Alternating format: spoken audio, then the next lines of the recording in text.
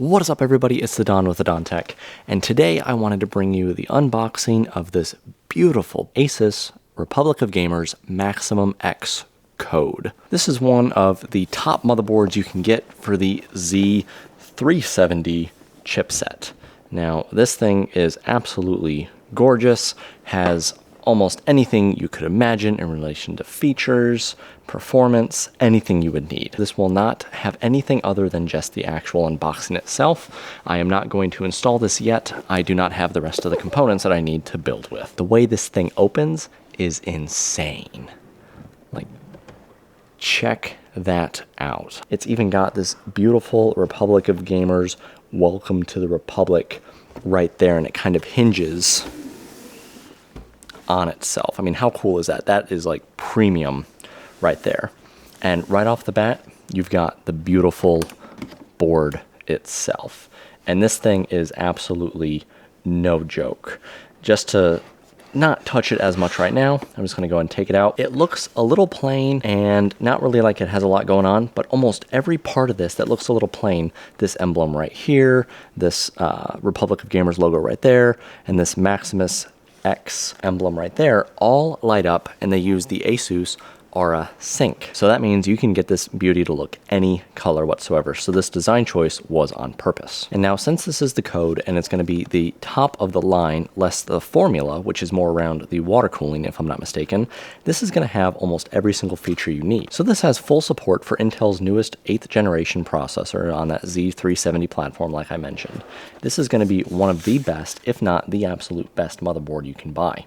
So we'll get to the board in a second, do a little bit more details and overview of the features on that, but first let's go through the rest of the box. What I have to say is probably one of the most absolutely ridiculous amount of stickers is this. These are all stickers, and each of them will come off individually, obviously. You got the cool Do Not Disturb, Republic of Gamers, ROG, the I, Game On, Join the Republic, and you have cable labels as well. The actual manual itself. Now, I'll go ahead. Oh boy. Got a handful of things there. We'll get to those in a second. Manuals have not changed really at all since my first computer build. They're the same basic generic information manual. What you would expect, nothing too specific with that. In here as well, you get a code for 20% off your cable mod cables.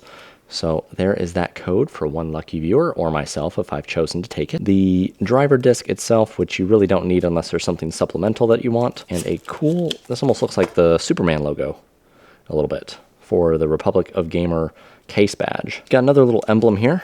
I guess this just comes out. Another little eye emblem for the Republic of Gamer.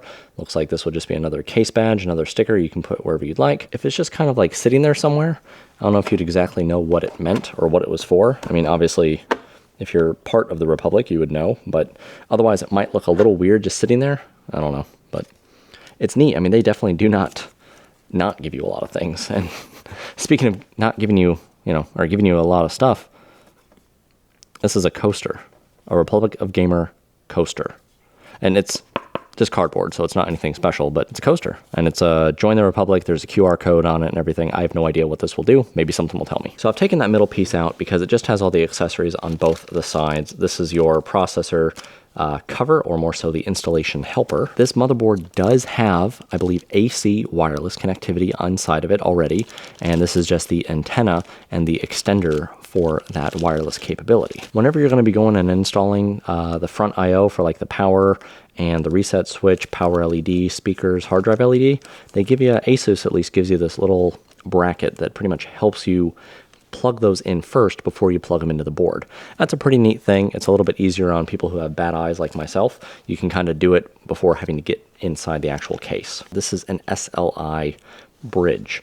So it's an SLI HB bridge. I do not know what HB would stand for. Maybe hard bridge? I have no idea. But this is a solid PCB M.2 SSD mounting accessories. And this is another M.2 mounting accessory itself. This is one that you can install vertically. Oh, this is pretty cool. They give you a USB 3 header that's going to probably connect to a USB 2 header. So that way, I guess you might need another adapter for that, because that doesn't go directly into the board itself, but this is a USB 2 to 3 splitter. I believe this little cable here is going to be...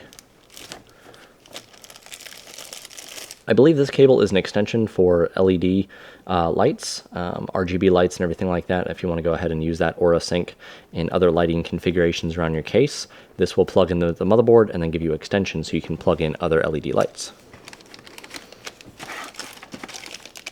You have 4 standard SATA cables, 3rd generation, obviously. Well, it's raining outside like crazy. This is another Aura Sync lighting kit, I believe. Something for the power and then for the lighting. I have no idea what this is. I'm assuming that's what that is, but we'll probably find out as we go more into it. So now going on to the board itself. This thing is an absolute monster. It weighs a lot, like a metric ton. I mean, it weighs an absolute astonishing amount for a motherboard, because all of this is metal shrouding.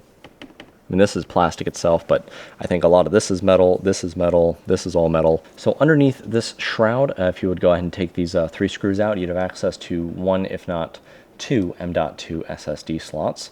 I think it's only 1 under this one though. You've got the 4 slots for RAM. This thing has the same maximum that we've had for a while of 64 gigs of DDR4 RAM, and the general layout and design is not really going to be that much different than the previous generation top of the line boards. One of the interesting things that I saw on this board is that it actually includes the I/O shield. You might have been going through the unboxing thinking, where's that I/O shield? It's already on there. I mean, that's pretty interesting, I guess.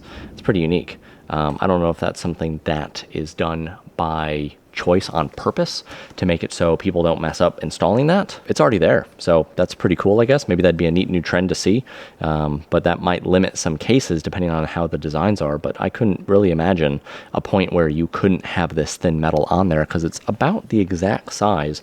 There's a little bit of bleed over on this lip side right here, but that's really about it. Other than that, you don't really have a lot of any what they would call armor on the back of this board itself. So you just have the 2 metal brackets and then the actual 1151 bracket in the back there, but you don't have anything else that's metal. You don't have any of the heat sinks around here.